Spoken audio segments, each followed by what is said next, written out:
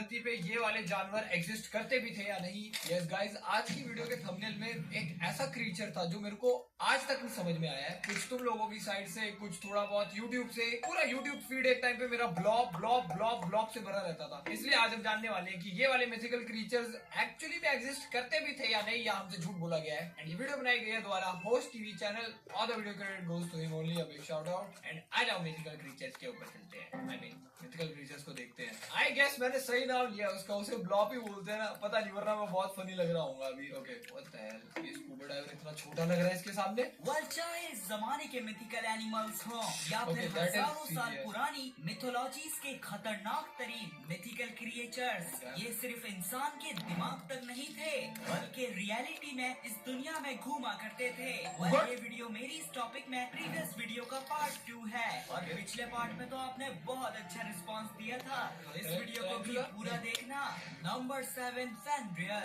दोस्तों, Norse mythology में एक फेनरियर नामी जायंट वुल्फ बहुत ज्यादा फेमस है और इसी मिथिकल वुल्फ के फिक्शनल वर्जन को आपने Thor Ragnarok. Oh my god भाई, one of the favourite movies मेरी। मुझे याद भी नहीं है मैंने थॉर रैग्नारॉक कितनी बार देखा है। डोंट टेल मी कि इतना बड़ा वुल्फ एग्जिस्ट करता था भाई, मैं फ्लिप हो जाऊंगा कसम से। वर्जन को आपने थॉर रैग्नारॉक मूवी में भी देखा होगा। खैर, फेनरियर के जैसी जायंट वुल्फ्स और भी कई मिथोलॉजीज में अपीयर हुई हैं। असल में आज से 10,000 साल पहले आइस एज के जमाने में आपको ये जायंट वुल्फ्स जरूर देखने को मिलती। जी हाँ, यहाँ मैं बात कर रहा हूँ डायर वुल्फ्स की।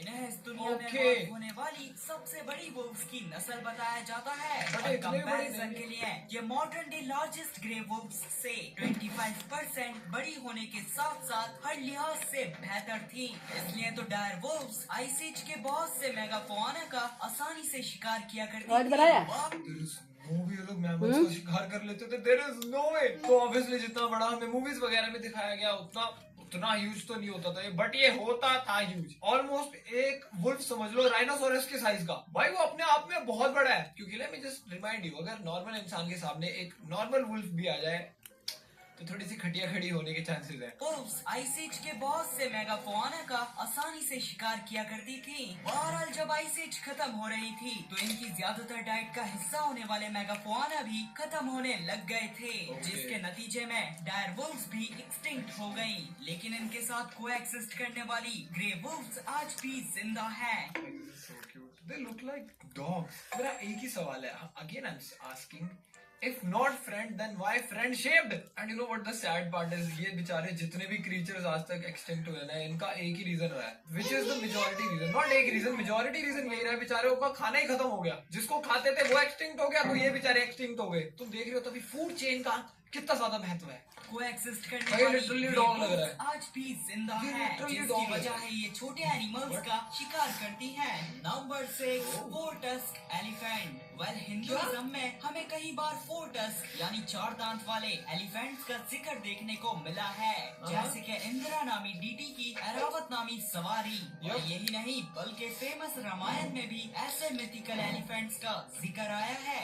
वेल दोस्तों, 23 से 2 मिलियन ईयर्स पहले जब मैग्लेडोन समंदर में घूम रही थी तो उस दौरान वाकई में जमीन में 4 दांत वाले गोम्फोथियर्स नामी एलिफेंट्स के रिलेटिव्स इस दुनिया में पाए जाते थे।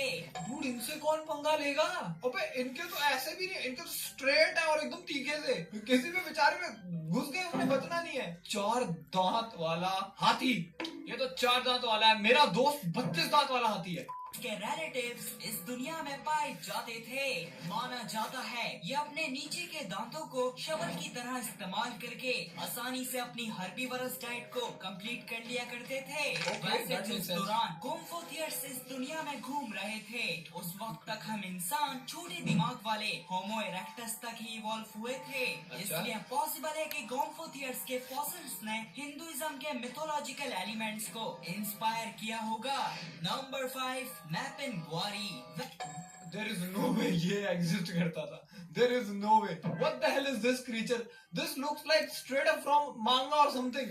What? Okay, तेरे मुंह पे दांत है, तेरे पेट में दांत क्या कर रहे हैं? Yes guys, बेचारा खाने चबा के पेट में भेजता होगा, इसका पेट खाने चबा के बाहर थूक देता होगा। मैपिनगौरी, व्हाट इज दिस नेम? मैपिनग्वारी सालों से अमेज़न जंगल में रहने वाले ट्राइबल लोग एक मैपिनग्वारी नामी मॉन्स्टर को देखते आ रहे हैं। ये लोग बताते हैं इस मॉन्स्टर की Oh सिर्फ my एक God. आंख है और पेट अच्छा। में माउथ है। साथ ही साथ इस मॉन्स्टर का काम अमेज़न जंगल को प्रोटेक्ट करना है। अब साइंटिस्ट सॉरी मैपिन गौरी जी, आपने तो छींक ला दी। मॉन्स्टर का काम अमेज़न जंगल को प्रोटेक्ट करना है। अब साइंटिस्ट्स के मुताबिक तो ये क्रिएचर सिर्फ मिथिकली है, Yeah. लेकिन हम सब जानते हैं अमेज़न जंगल में आइस एज के टाइम वाकई में ग्राउंड स्लॉथ नामी एनिमल्स एक्सिस्ट किया करते थे और ये चलते भी मैपिंगवारी मॉन्स्टर की तरह थे। साथ में इनका साइज एलिफेंट्स के जितना होता था। नो वे, क्या मैंने स्लॉथ सुना एक हाथी के साइज का? That is crazy, that is absolutely crazy. But इसकी चलो मैं ये वाला ऐसा समझ लूं, उसके साथ मैपिन ग्वारी के साथ मैच हो रहा है, बट पेट में दांत कहाँ है? Where is pet?